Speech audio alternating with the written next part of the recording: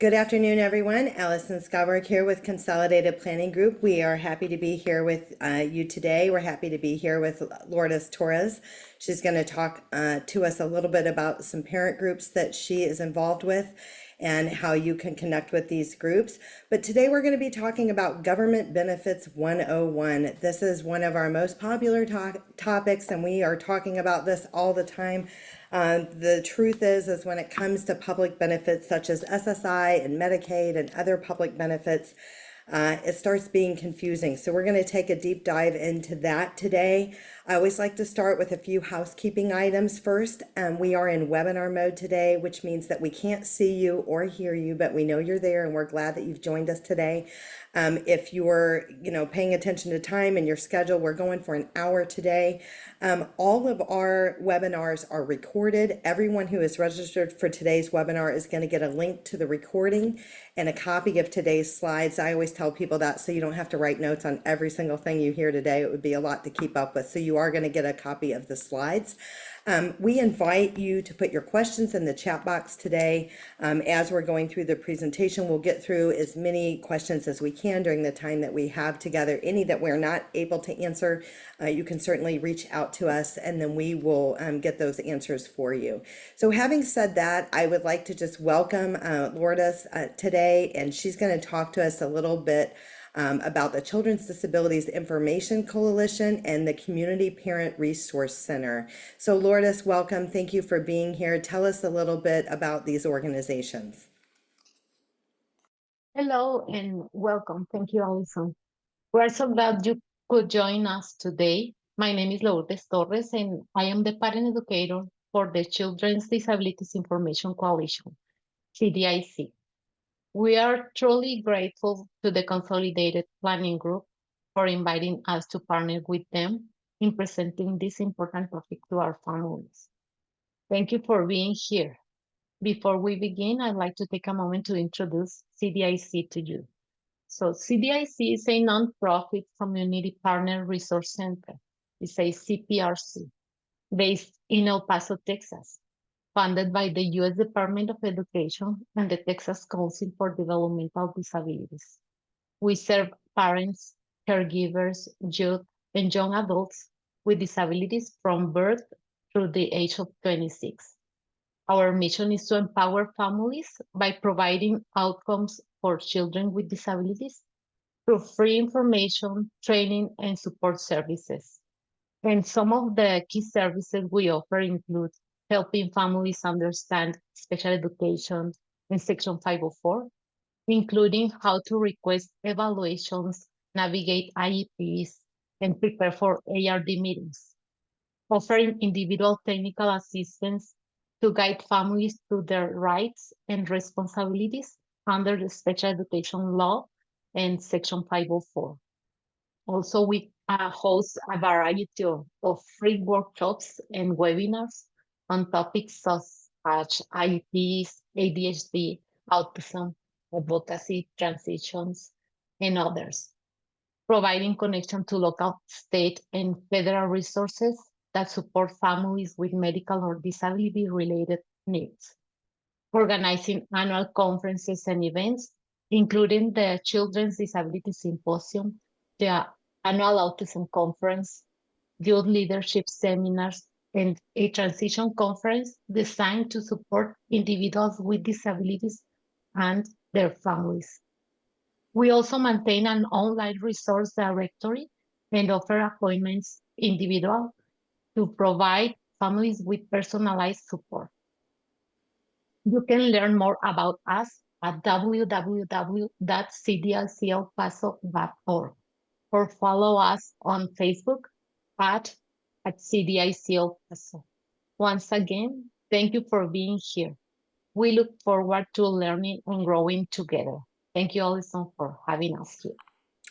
Thank you, Lourdes. One thing that I wanted to mention that is in the middle of the screen here is that the services are free.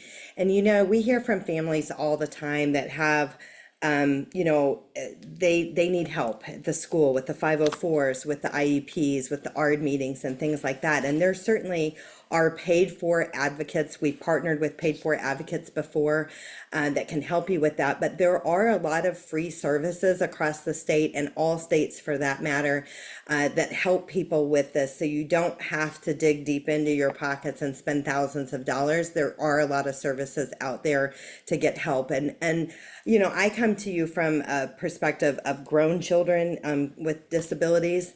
And what I encourage is act early. When you see that there might be a problem with education or learning disabilities or things like that, the sooner we get them the services that they need, or the supports or the accommodations that they need in the school setting, the more likely that they're going to reach their goals and be successful in education, which is what we all want for them. So plan early. Just know that there's definitely a lot of resources out there for you. So thank you for that, Lourdes. And Lourdes is going to be monitoring the chat box today for us, and everybody can put their questions in the chat box as we go through. So I always like to start with a little bit about who is Consolidated Planning Group. We are a holistic special needs financial planning firm. We are domiciled in Texas. We work with clients all across the United States, not just in Texas. We have over 30 years of experience. Our whole firm is specifically nuanced in planning for special needs. We're nationally certified as Social Security advisors, members of the Special Needs Planning Academy, and chartered special needs consultants.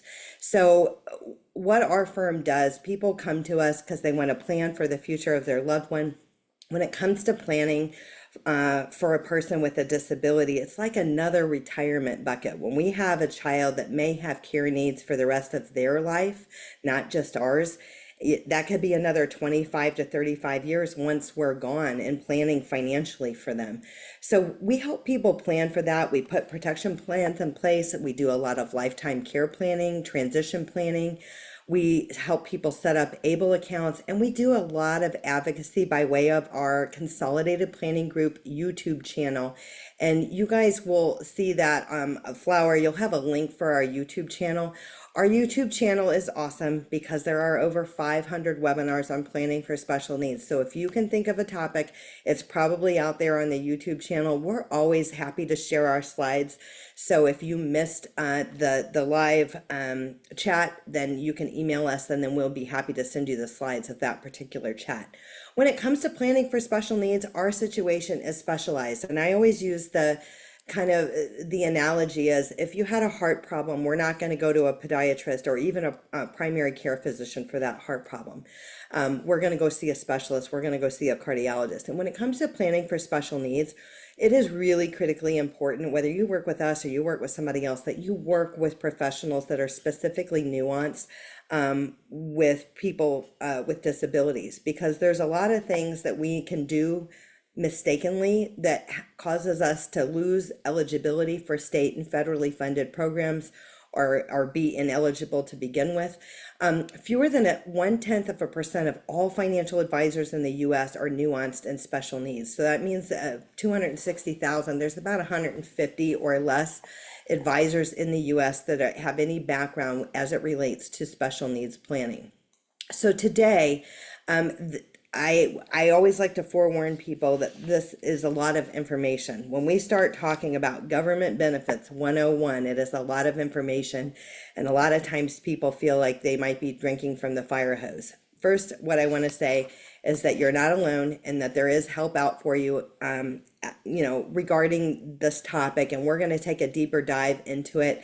But we're going to start by discussing SSDI and SSI and the differences of those programs. So we have Social Security Disability, SSDI. It's also known as Social Security. Sometimes it's referred to DAC benefits, DAC, childhood disability benefits, retirement survivor disability income. So I said all that not to confuse you, but if you've heard all of these names that I just rattled off, it all falls under that program of SSDI, or Social Security, basically, okay? So SSDI, Social Security Disability, the source of the payment is coming through the Disability Trust Fund. It is an insurance that workers earn by paying in Social Security taxes on their wages, and it pays benefits to disabled individuals who are unable to work regardless of their income and resources. Benefits for workers and adults disabled since childhood must meet the insured status requirements. So the first things first is when we apply for benefits for our kid, the first thing that we think is that we're applying for Social Security disability. And it only makes sense the child's disabled, so we should apply for Social Security disability. But that is typically not the first program that they qualify for, because many of these individuals with disabilities have never worked, so they've never paid into the system, and they are not insured for SSDI. So when we apply for SSI, supplemental security income, simultaneously, unbeknownst to most people, you're also applying for SSDI. But then what happens is, in short order, oftentimes you're going to get a letter in the mail saying that the individual is denied. And I've literally had parents call me crying. They're like, what do you mean the kid is denied? Of course this kid is disabled. Are you kidding me? And they're not being denied because the kid isn't disabled. They're being denied because the kid isn't insured, hasn't paid into the system. And so they are rightfully being denied for SSDI. But what that letter doesn't say is, oh, by the way, we are still processing your application for SSI, and it will take some time to process, and don't worry, it doesn't say that. So I just want you guys to know, when you get that SSDI letter of denial, it's pretty common. It's nothing to worry about. The SSI application is still being processed. So let's talk about SSI. SSI is the supplemental security income. Payments come from the general tax revenues, not the SSA trust funds. It is a needs-based public assistance program that does not require a person to have a work history. It pays disabled individuals who are unable to work and have a limited income and resources.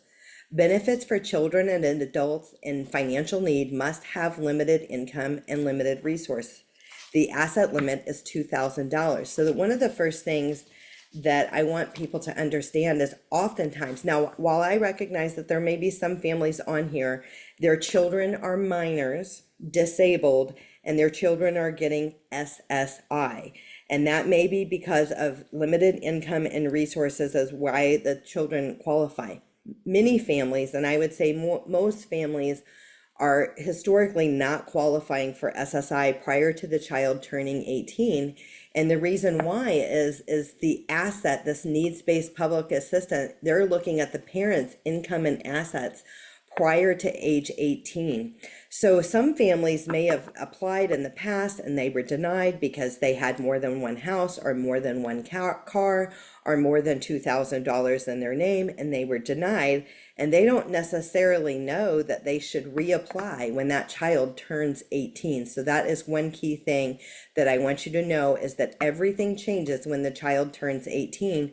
It's based off of the child's income and assets, not the parents. And that is true even if the child is 18 now, even if they're under full guardianship, even if the parents claim them on the tax return. Those are all questions that come up as, is there a thing about that, like where that would, preclude them from being eligible? And it doesn't matter any of those things.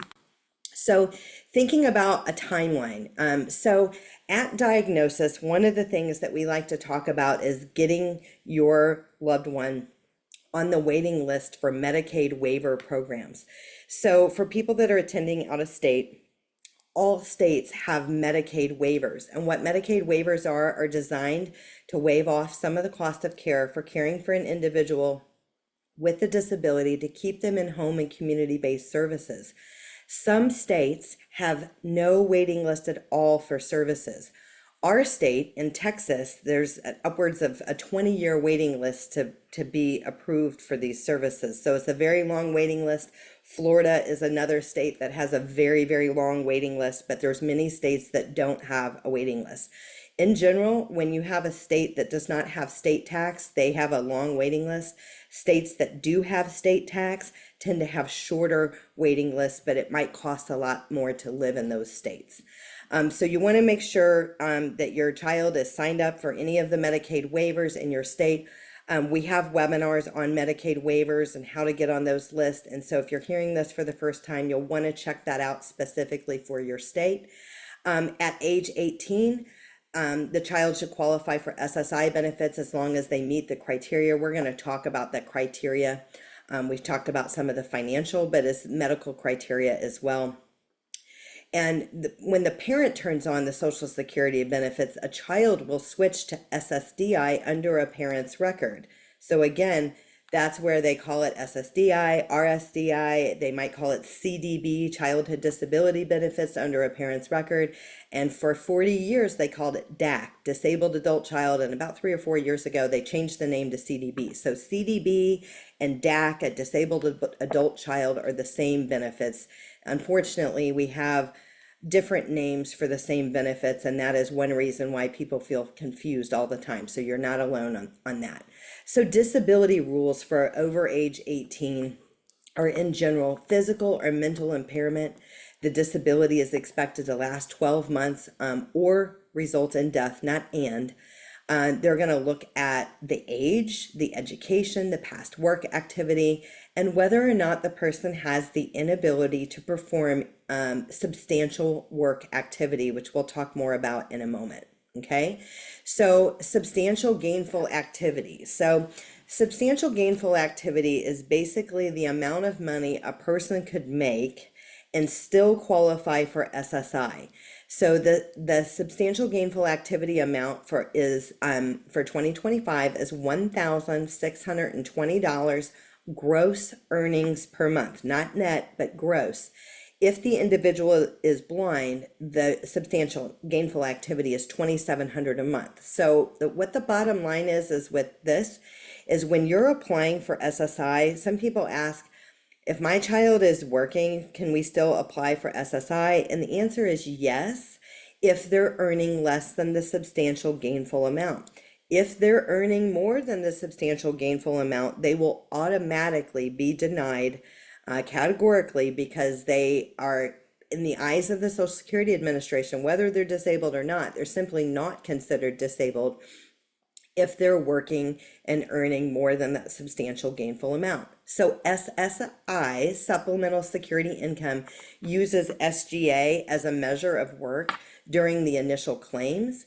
SSDI uses SGA throughout the life of the claim. So if a person is getting SSDI, DAC, CDB, RSDI, they're looking at their work activity and their SGA throughout the life of the claim, not just the initial claim. Okay, so there's a difference there.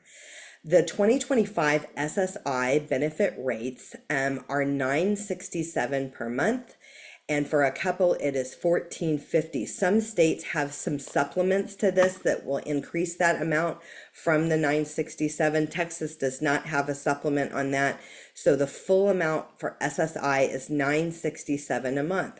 So we may have people on here that says, hey, wait a minute, I'm getting 600 and something in SSI every month. Why am I not getting the amount of $967 a month?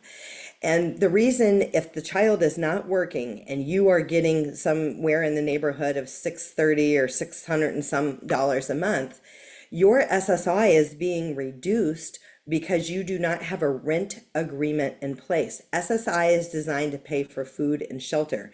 So you'll want to have a rent agreement in place showing that the child is paying rent. Any amount is okay.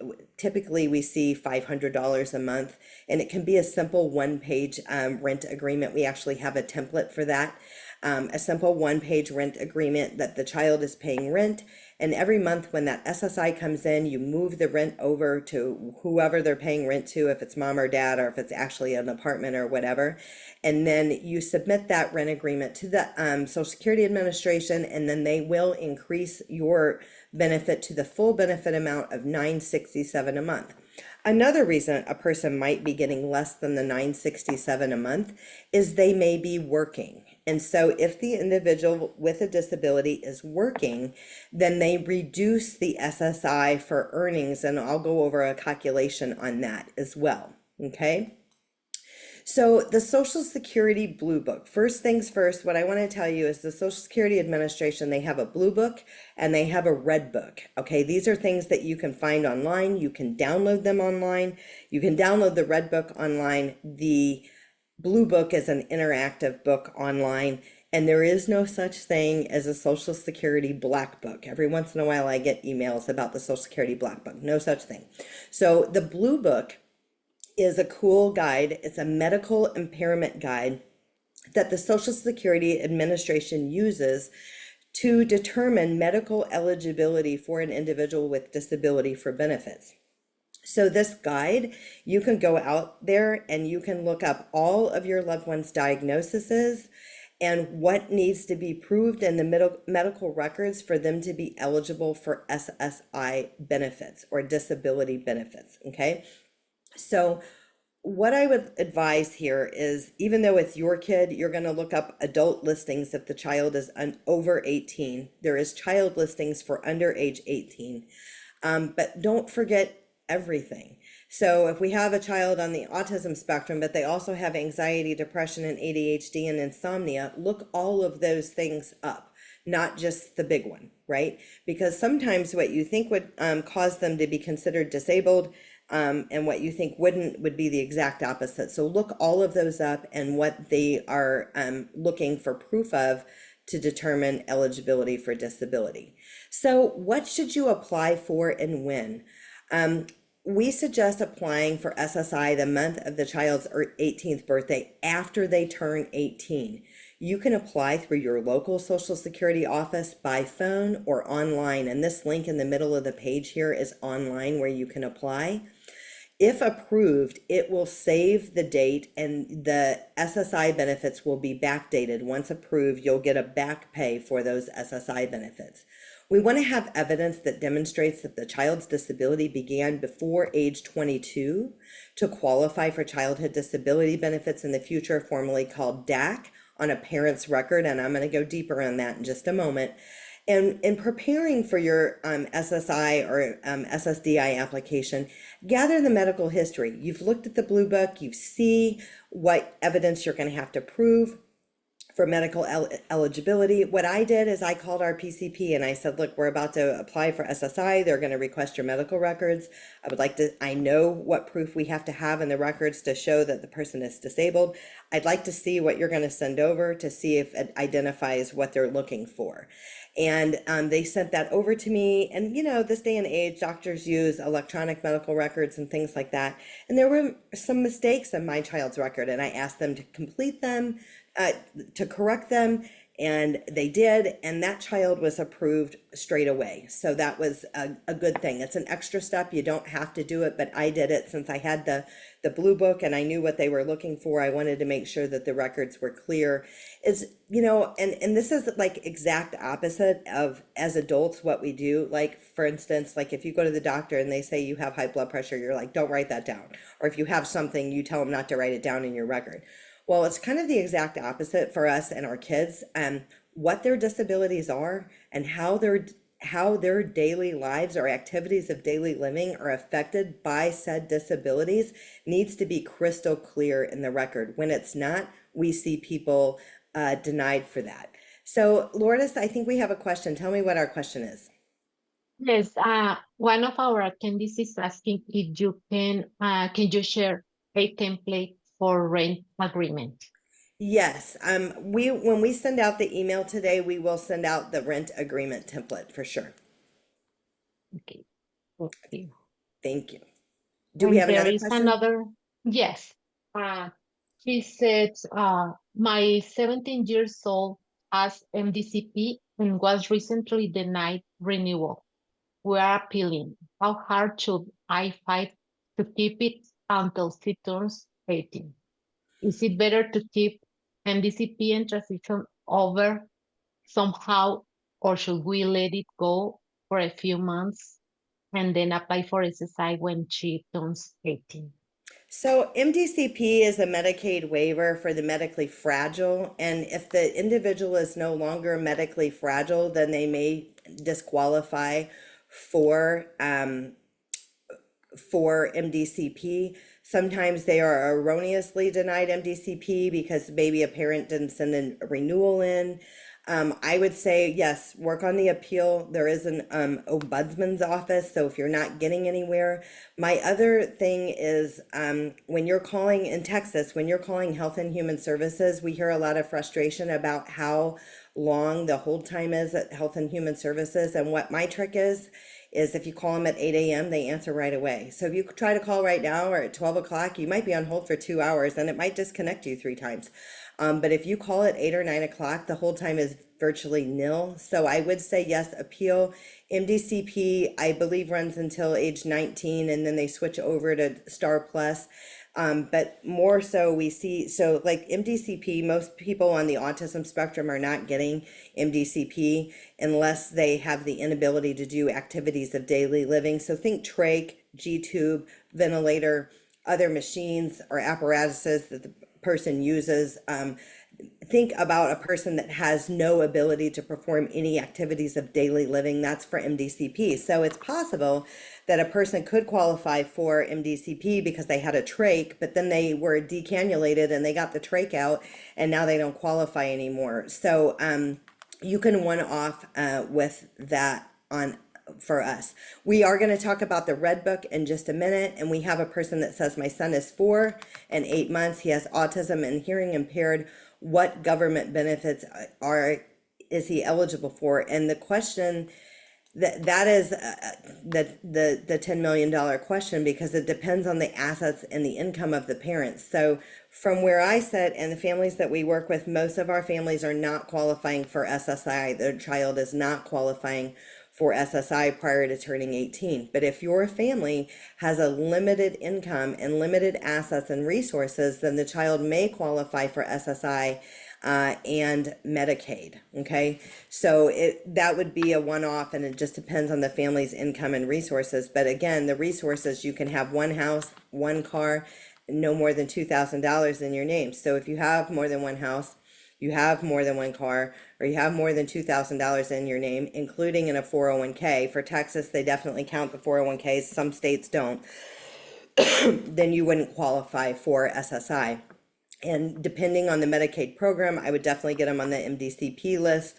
And depending on the income, there are many, I think there's 109 Medicaid programs in the state of Texas. All states have many Medicaid programs, so they may qualify for Medicaid and not qualify for public benefits as far as SSI is concerned. So you can check that out. Everybody has a Health and Human Services in their state. Ours is yourtexasbenefits.com. That's where they have a pretty interactive website where you can basically you put the information in and it automatically applies you for all of the Medicaid programs that you might be eligible for. So you could check that out there as well. So do we have any other questions for now? Other than asking for the slides and recording that you mentioned that it will be shared after Yes, the everybody's going to meeting. get the slides and the recording. And there is another one. If you apply for SSI after the age of 22, would you need to show proof that the disability began before the age of 22? Yes, and the benefit of that, I'm going to get to in just a minute, is the benefit of that is they have the ability to be covered under a parent's record for Social Security disability.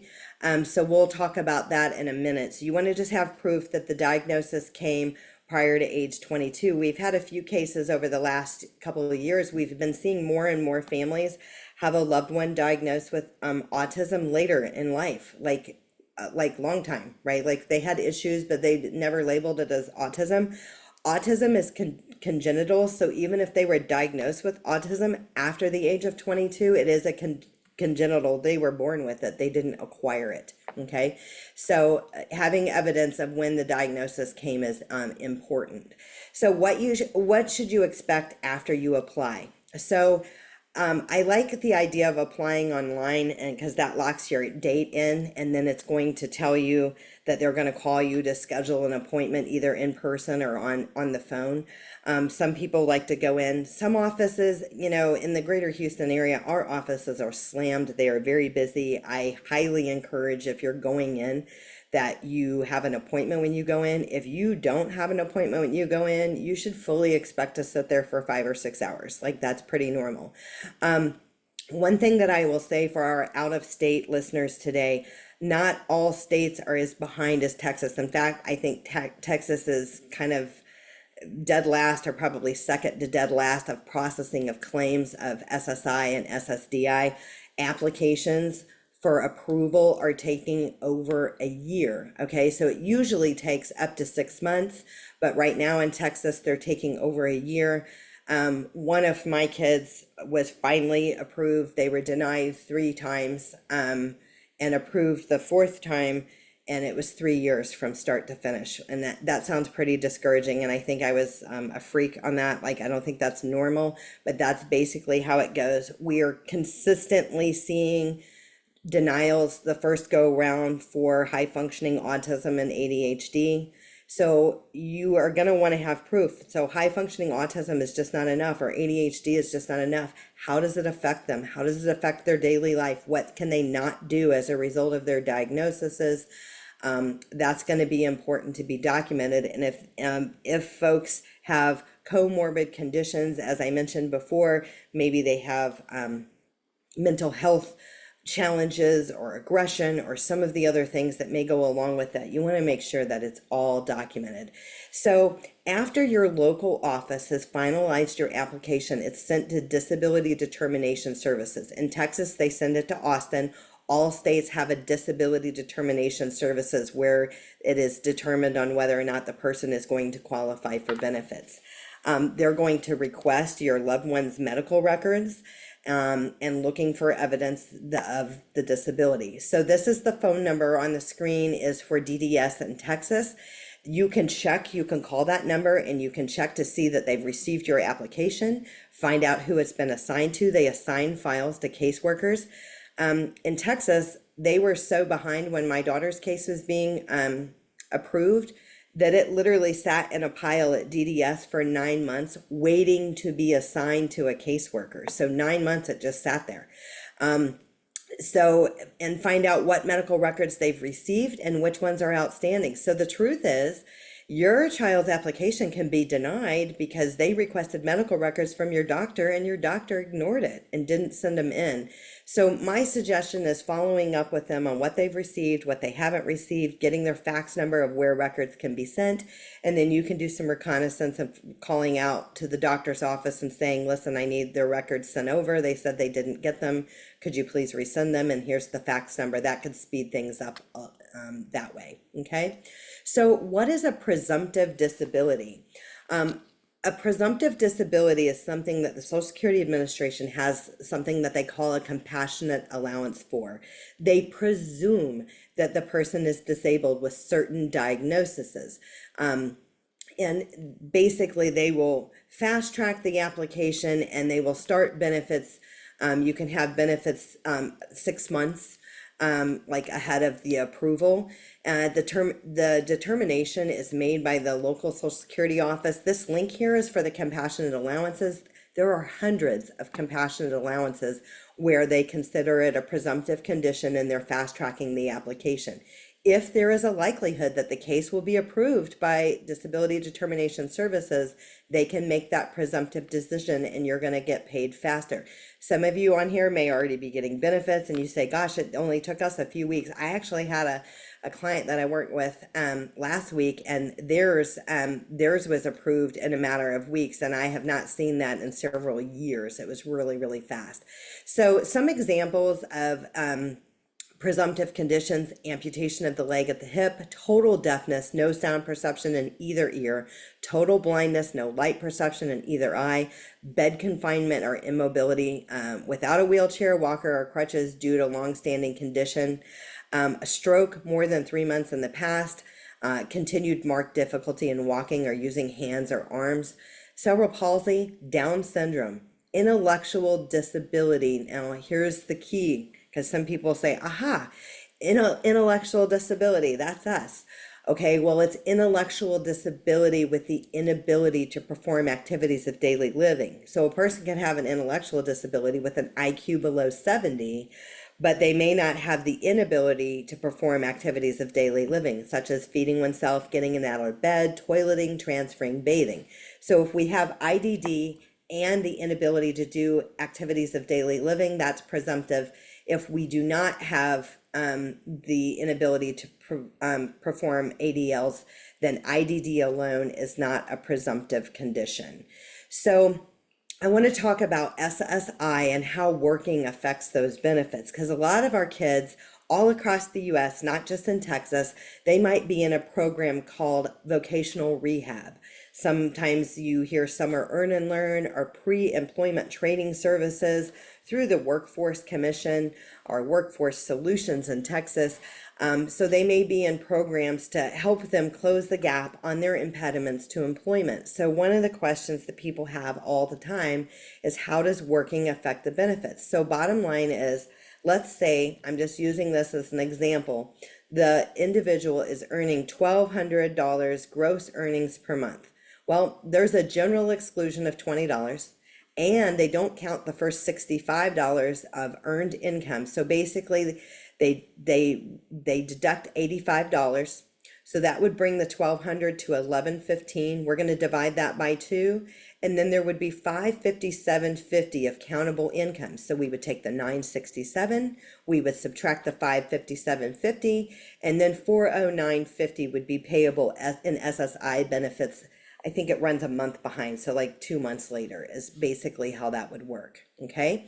But one thing that I want you guys to know, it's super important, and a lot of people don't know about this. You have to ask for this. Some great SSI workers, Social Security Administration workers will tell you about this. I have often found that you need to educate yourself and you need to ask for things. There is a such thing as a student earned income exclusion. If your loved one is under 22 and regularly attending school, they don't count the first $23.50 of their earned income per month when they figure the SSI payment. So basically what this means is that when they're between the ages of 18 and 22 and they're working, you can request, if they're full-time students, and that could be in college or university for at least 8 hours a week, in grades 7 through 12 for at least 12 hours a week, in a training course to prepare for employment at least 12 hours a week. It could be a transition program, and it could also be a homeschool program.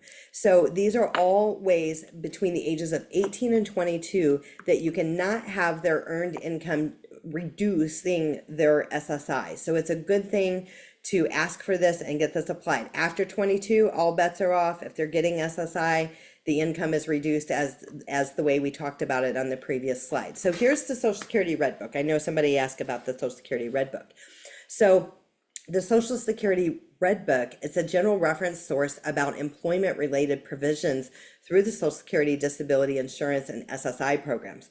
It's one book. It has both SSI and SSDI and how work affects benefits. So when I was talking about SSI being reduced, that SSI is reduced for income, but when you're getting SSDI or DAC benefits or childhood disability benefits that we're going to talk about in a moment, as long as you're earning under the substantial gainful amount, that 1620 gross per month, your benefits wouldn't be reduced under that program, okay? So the Social Security Red Book is a book on how work affects benefits in the various programs. They have a Ticket to Work program. Basically, sometimes people are afraid they're getting SSI and they're afraid for their child to go to work. Their child really wants to try their hand down it. We don't know as parents, and they don't know if they actually can, but they like to try their hand. And then some parents I hear say, no working, you're going to lose your SSI. I'm a fan of them working and building skills and feeling important and, earning some money. It's not $967 a month is not going to make or break anybody. Okay. It's not enough to pay for food and shelter. It's designed to supplement food and shelter. Okay. So pay attention to the programs that are available out there for going to work. Pay attention on what program your child is in, whether they're getting DAC benefits or CDB benefits or they're getting SSI benefits, because the rules for working are different for both. But there are ways to go about doing it. There's 5 phases of work. They're going to explain those 5 phases of work in the Social Security Red Book. And there's ways that the child can go to work as long as they're earning less than the substantial gainful amount. They'll get to keep Medicaid. SSI comes along with Medicaid. Okay. So the Social Security Red Book is a good place to familiarize yourself. So here's another important factor when it comes to SSI. I'm specifically speaking about SSI, Supplemental Security Income and Child Support. In a lot of states, when there is a divorce situation and there's child support, in a lot of states, child support may continue post age 18 for the individual that is disabled. So one of the things that you need to know is that if you are a person that will continue to get child support post age 18 for your child, that child support needs to be redirected to a first party special needs trust to not be counted against them for SSI purposes. There would be a 1/3, basically 1/3 of the monthly child support are excluded from countable income, and so they will reduce the SSI, and depending on the amount of support, the SSI could be eliminated completely. So a fix for this is if the child support is redirected to a first party special needs trust, then it won't count against them for SSI purposes. So that's going to be an important component. If divorce is on the horizon, I advise setting this up correctly on the front end so you don't have to go back to the well, because this actually takes 2 attorneys. It's going to take an estate planning attorney that's going to set up the first party special needs trust, and it's going to take a family law attorney that would work with the judge to get the court order to redirect the child support to the first party special needs trust. So this is very, very important. And if you're planning on applying for SSI and this is you and it's not going to a first party special needs trust, I do suggest you get that taken care of first. It will be a lot easier that way. Okay, so I'm switching gears on you now. I'm going to SSDI. To be entitled to RSDI, Retirement Survivors Disability Income, or SSDI, Social Security Disability Income, a person is usually 18 years of age or older. The disability began prior to age 22. They're a dependent of an insured worker parent. They are not married, and they have previously not performed substantial gainful activity. So we're going to be talking about childhood disability benefits under a parent's record and how they could be covered under a parent's record. But it's important that they haven't earned more than that substantial gainful amount over a 9-month period total in their lifetime. So if they went over 1 month, it's not the end of the world. But if they've gone over more than 9 months, then it kind of is the end of the world. And the SGA amount changes each year. So if they started working in 2023, you need to look up the SGA for that year. It goes up a little bit each year. So Lourdes, we have a question? Yes. Is it true that special needs children can receive child support indefinitely? All states are different. We commonly see in Texas, we commonly see child support either indefinitely or for a longer period of time for the individual with a disability. We have complete webinars on divorce and special needs and considerations that you should know about as it relates to divorce and special needs. All states do it differently, and just because you're getting child support, what I would say is if you're going through a divorce and you have a special needs child, I suggest working with a family law attorney that is nuanced with special needs, okay? Because they're going to get things set up right with the child support going to the first party special needs trust, asking for unequal distributions or extended child support and things like that, okay? What else do we have? My baby is receiving SSI. I had a slip and fall that caused multiple spinal fusion, and I am in a lawsuit right now. If I win, will she lose her SSI? Probably, yes, because if you win and you have assets more than $2,000, then yes, it's likely that you would lose SSI because it is a baby. The child is not over age 18. If the child was over age 18 and you won, the child would not lose SSI. But big settlements or things like that would be considered. And it would depend on whether or not it went into a proper special needs trust. But because it would be a benefit for you, you could ask for the benefit to be directed to a special needs trust for your benefit, and then in that way they would not count it. So that's a convoluted question, and there's some ifs and buts. But if it comes directly to you, yes, the kid is going to lose. Yes. We Okay. had 20-year-old girl with Down syndrome new immigrant family that is just starting work, will that make her ineligible both for SSDI and SSI? So SSI is an entitlement program. So the Down syndrome is going to be a presumptive condition that there is a compassionate allowance for.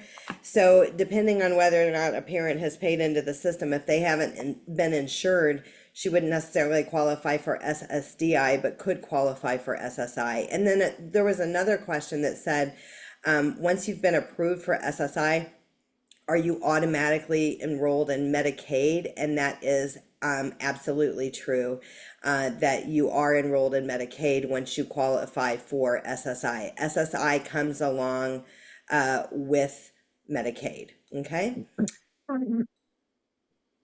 All right, so what I want to do is I want to spend some time, we'll come back to some questions. I want to spend some time on drawing off of a parent's record. I've been throwing around terms like disabled adult child, childhood disability benefits under a parent's record. So basically, a lot of times a parent hasn't retired yet. My suggestion is if you're close, the kid's close to turning 18, you're close to turning on Social Security benefits, it is really important that you wait to turn your benefits on until the child qualifies for SSI first.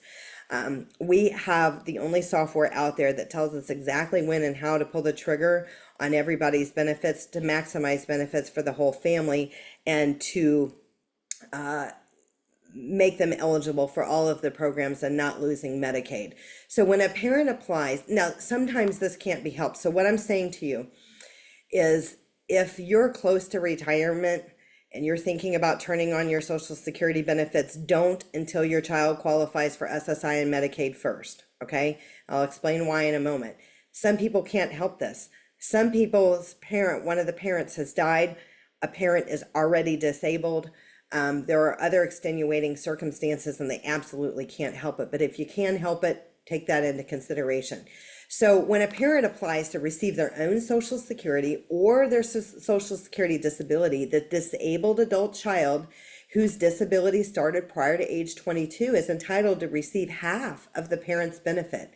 This benefit also applies to minor children that are not disabled. This benefit was formerly called DAC, Disabled Adult Child. They called it that for 40 years and then they changed the name to CDB. So if you hear DAC or you hear CDB, it's the same thing. So let's just use this example of the person was getting SSI. They were getting $967 a month.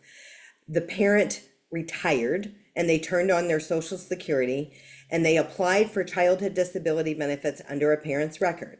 Dad is getting $4,000 a month in Social Security retirement.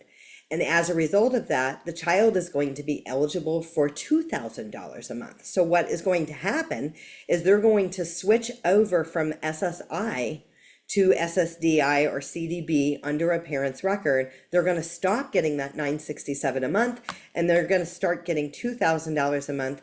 And after 24 months, they're going to be eligible for Medicare. So because the reason we want you to wait to turn your benefits on and for them to qualify for SSI and Medicaid first is if they qualify for SSI and Medicaid first, there are provisions in the law that allow them to keep Medicaid when they move from that 967 to that higher amount that I was talking about. And that'll allow them to keep Medicaid. So they'll keep Medicaid after 24 months, they'll have Medicare. So they'll be dual eligible concurrent enrollees in both Medicaid and Medicare. And Medicare has a much broader network than Medicaid, and it's really good to have both of those programs. So that's why you want to do that. There's the Pickle Amendment, there's 1619B, 1634C. These are sections of the law that allow a person to keep Medicaid even though their income is too high once they switch over to the CDB benefits. So that's why the order of applying really, really matters. So when we have a disabled adult child, again, their disability had to begin prior to age 22. And if you're on here and you're like, oh snap, I haven't applied, now what do I do? They're 24, you're not too late. Again, you just have to have proof that their disability started prior to age 22. But when a parent passes away, the disabled adult child's benefit is increased to 75% of the deceased parent's record. It's based off of their full retirement age, typically 67. And you're going to want to be aware of family maximums of non-working spouses. There is a such thing as family maximums that would reduce it and not make the math exactly 50% or 75% because of those family maximums. Okay, so this is the big thing. So first it's SSI, but then later when we retire and turn on our Social Security retirement or turn on Social Security disability, that's when our kids are eligible for childhood disability benefits. So if you remember at the beginning, what I said was SSDI or Social Security is a program that we pay into. A part of our wages goes into that. Some of our kids will never work. They will never pay into the system. So this is a way that our kids can be covered under this program under a parent's record, even though they may not ever pay into the system. So I think we have another question.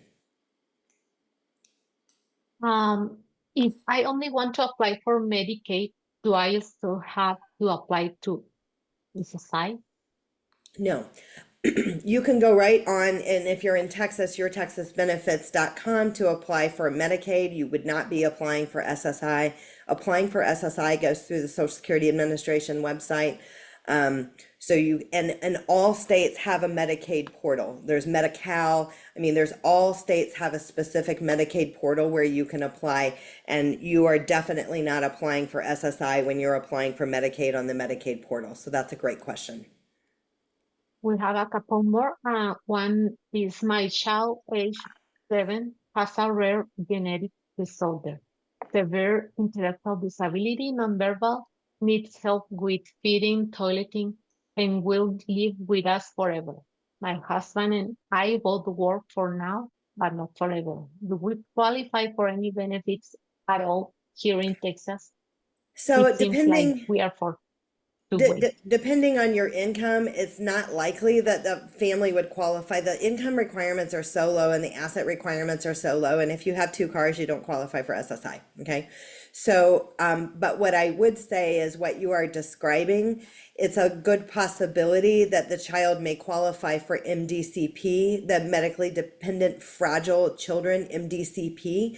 So you're going to want to apply for MDCP and get your child on the waiting list for MDCP. The MDCP waiting list is not 20 years. It's not very long. So you definitely want to get them on the MDCP list. My 4-year-old has insurance through my employer, but my deductible is $4,000. Due to this, I've had to stop his therapist and has only made it worse since his speech is at a level of a 2-3-year-old max. He also has major motor skill issues and was recently diagnosed with autism level 2. We don't qualify for Medicaid, but we really don't take much to afford the out-of-pocket costs. How can I apply for Medicaid? So that is a challenge. There is a such thing as Medicaid buy-in, and the premiums, I mean, they would calculate the premiums. There is a such thing as Medicaid buy-in, but you'll want to check. And somebody, if you already know, if your child is getting Medicaid and those types of ABA therapies, at one point they weren't covered, and I heard that they were going to be covered again. I don't know if they're covering them right now, but that was a fundamental problem with the Medicaid program not covering ABA therapy. So if somebody wants to put in the chat, if you know if Medicaid is covering ABA therapy at this point in Texas, you can put that down. When you have multiple insurance, I'm always a fan of the group health plan, because the group health plan is usually, I get the deductibles, but the group health plan is usually far better than Medicaid. It has a broader network. It has better coverage for things like that.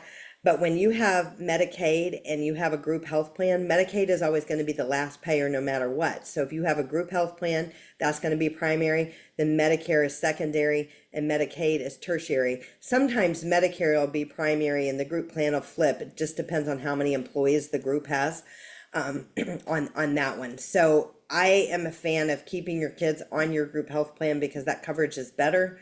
And then when they are covered by Medicaid, you can again look into the Medicaid buy-in program. And then if there's anything that would qualify you for any of the other waiver programs for MDCP, some states have waivers specifically for autism. for instance. We don't have an autism waiver in Texas. So if you're here on Texas, we don't have that, but some states do. Some states have a specific Medicaid waiver for brain injuries or, other things like that. So you're just really going to want to check out what your waivers are in your state. Okay, another question? What about our grandkids we are raising? Do they still go under our retirement? So that's a great question, and the answer is it depends if you've adopted them or not. So a grandkid can be under a grandparent's record if the grandparent has adopted them. Guardianship doesn't count, it has to be under adoption. So if they're under adoption, then yes, the grandkids would be eligible for benefits under the grandparents. You're applying for SSI after 22 with proof that the disability began before 22 and a grandparent has already, when a parent has already turned on their benefits due to retirement, how does You can go that back. affect? You can actually go back. So let's say I turned on my Social Security retirement and I just learned about this childhood disability benefits today and nobody told me about it at the Social Security Administration. I could go back and apply for childhood disability benefits under my record for my child. You're not too late is the bottom line on that. You can definitely do that. Okay, any other questions? We have one more. How do survivors' benefits work and how long after parent passes should you apply for benefits? So on the survivor benefits, when a parent passes away, the disabled adult child is entitled for 75% of the deceased parent's Social Security. Okay. And that is as long as the child remains disabled and as long as the child remains alive. It basically never goes away. So it starts out at 50% when a parent retires or goes on Social Security disability. If the parent dies, it goes up to 75%. That's basically how that works. So it's a pretty good program. So we're about out of time for today. I want to make sure that we talk about how important it is to make sure that we have money in the right buckets. Not having more than $2,000 in a child's name is important outside of an ABLE account or a special needs trust. Not naming our special needs child as a beneficiary on anything we have. We would want to name a third-party special needs trust for the benefit of said child.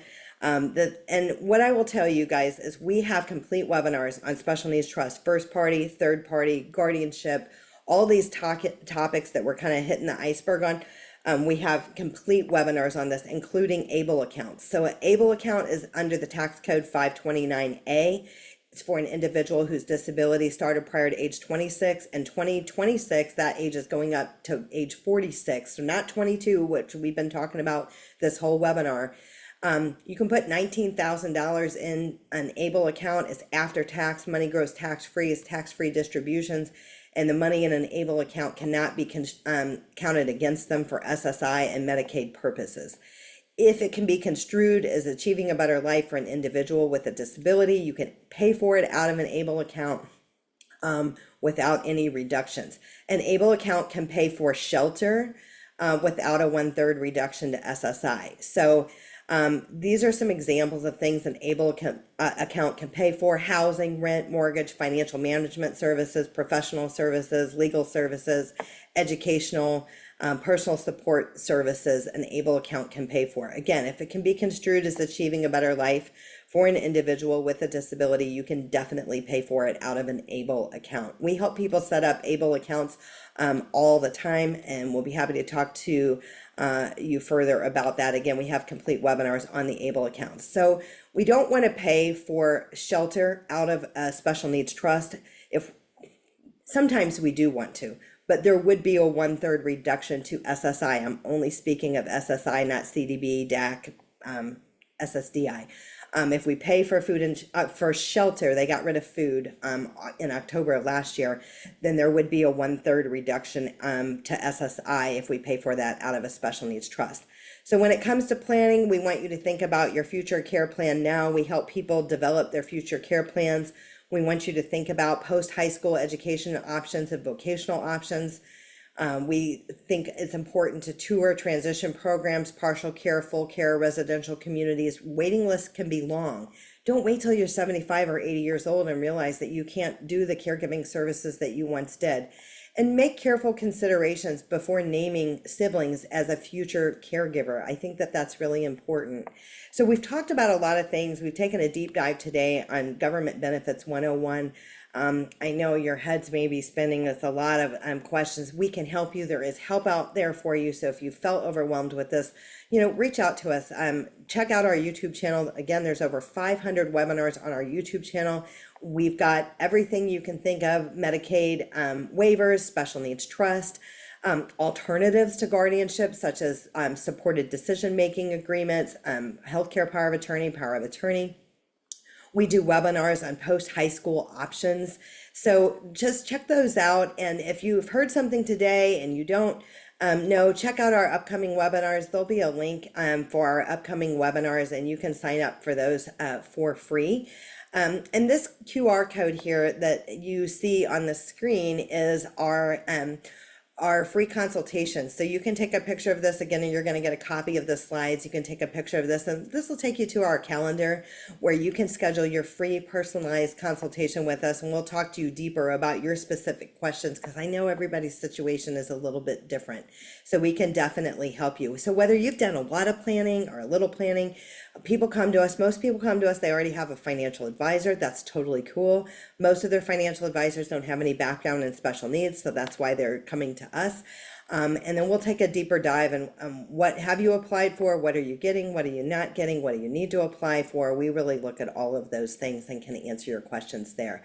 We work on a collaborative team here at CPG. So when you schedule with us, you'll get any one of us across the top here for your initial consultation. But whether you get me or somebody else on the team, everybody is awesome, and we all work collaboratively. So should we choose to work together going forward, you get all of us. Okay.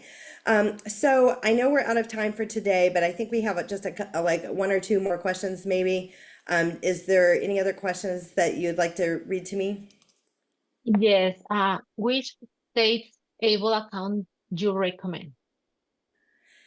We often do Virginia. You can have any state's ABLE account. We often stick with Virginia.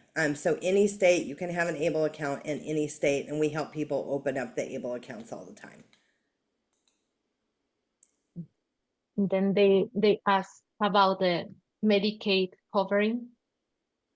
Medicaid covers ABA for children under 21 with autism, as long as they have been diagnosed within the past 3 years or have been reevaluated within the time frame. Thank you for putting that in the chat box. I know a couple of years ago they weren't covering it at all, so that is an improvement. So that is nice to hear.